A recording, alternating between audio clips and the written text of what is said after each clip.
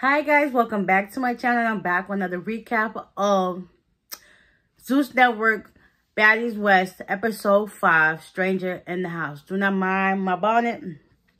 I just washed my hair, so I didn't want to do it. So we're going to just get this video out here to you guys, okay?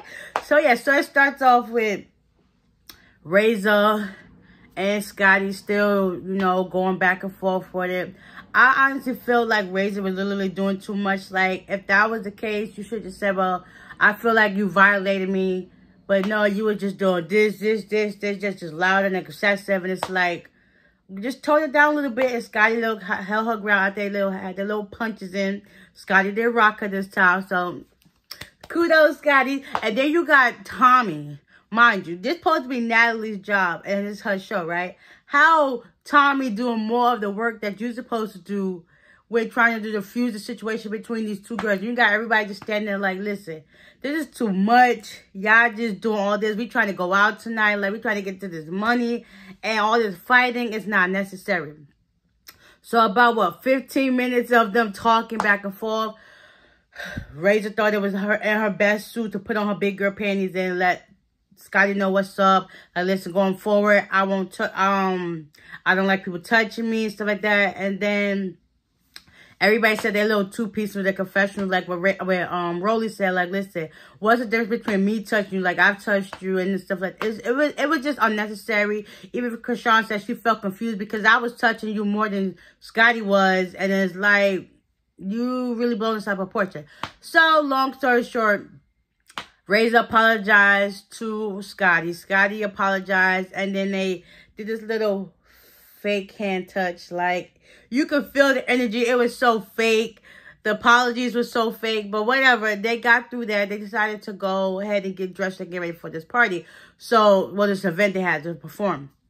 So, Natalie's in her room. Tommie goes in to talk.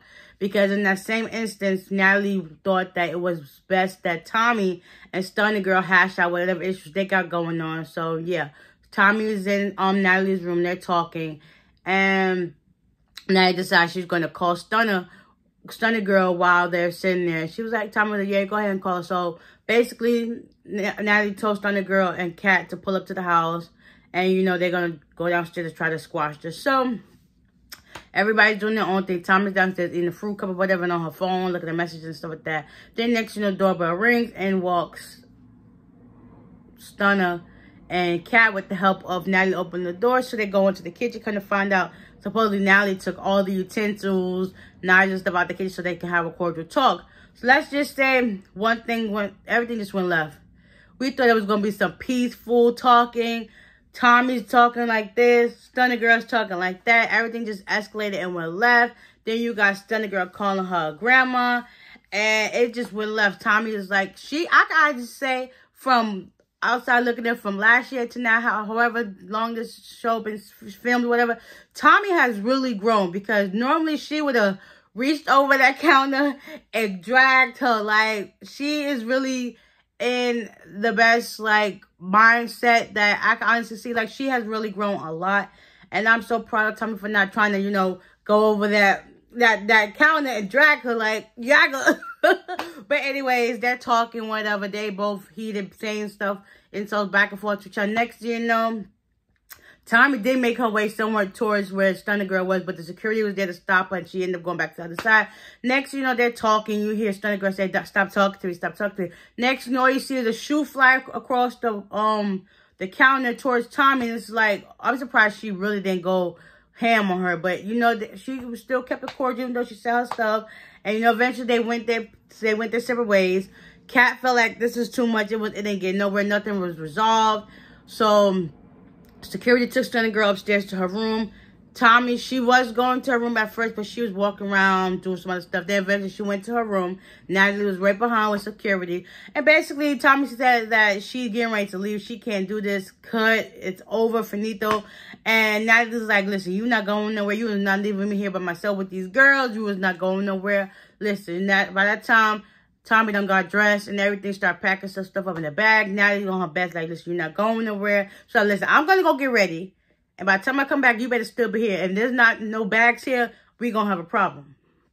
So, after that, Everybody that got dressed and looking nice, they had on the Sprinter except for Tommie. Tommie decided to stay back a little bit and she'll meet them at the club. So everybody gets to the club. It's a vibe on the bus. They started talking and having a good time, talking about their songs and their shows. Supposedly it was Tommie, Krishan, Stunna, Rock who was supposed to perform. Rock says a prayer. Everybody was like, that was good, definitely, because with all that tension they got going on in the house, y'all need a little bit of prayer in your life. And also, when I forgot this part, when Razor and Scotty finally came to to a head, Krishan was like, now that that's over, y'all all need some dick in your life.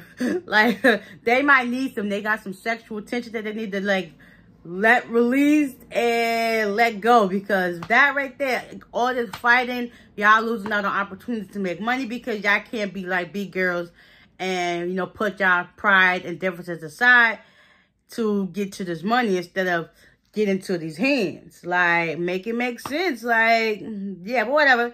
They all make it to the club, having a good time, set up. Natalie greets them all in, like, all with their own little introduction, whatever the case may be. Then everybody starts performing.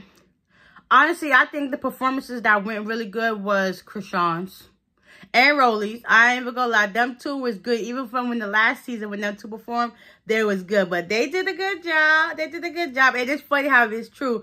How Rolly said, like, listen, how DJ Scott supposed to be their DJ, but she ain't never in the booth DJ nothing. She just standing around like she a baddie for real. Like, come on now. Everybody's outfit looked fire. I ain't even gonna lie, everybody's outfit. Like, let's just say all the girls did their thing. But my favorite performances was Rock and Rolly. They did their thing. Okay, they did it. Stunna girl performed her song.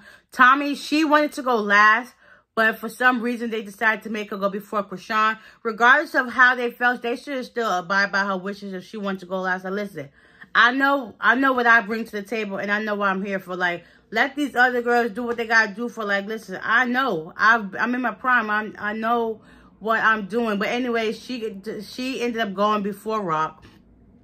Her performance wasn't all that, but the energy was still there, and everybody was happy and cool, cordial.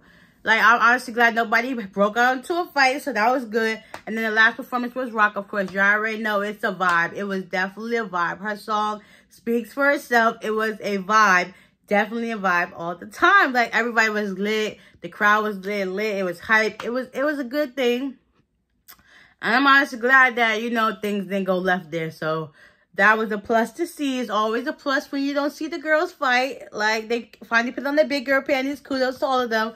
So, yeah, scenes for the next week's episode is about to go crazy. Let's just say they got dressed up for some type of, just to go out or something. Like, everybody was looking nice, too. And then, out of nowhere, I guess it was a confrontation. And Biggie was standing there, Stunna was there, and some other person. Next you know, all you hear is Stunna say something. Biggie was like, what? All you see is Biggie knocked her right all up in here. Like, oh my God, I can't wait for next week's episode. It's about to be lit. More drama, more fighting, but it's about to be lit. And I'm here for all the tea. Like, oh my God, this is incredible. I can't wait. But this episode, is glad to see one half of the drama was able to get hashed out, and they was able to perform and not fight. Okay, but yeah, I hope you guys enjoyed this recap. Episode 5, Stranger in the House. Who was the stranger in the house?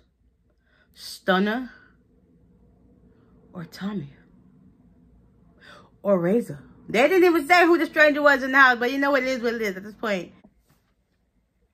Oh, I forgot to add this in. Like, when Natalie was doing her confessional, she actually looked it pretty. And I'm about to insert a picture right here. Yeah, you see, they actually did her right. Because during the whole show, her face, I'm not saying she ugly, but they just had her looking crazy on the show, okay? Yeah, but that was just, I had to get that out there real quick.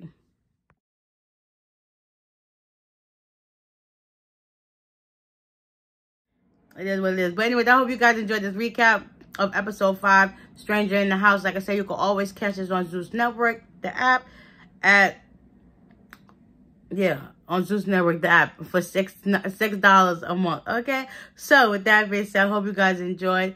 And I'll see y'all in the next one. Bye.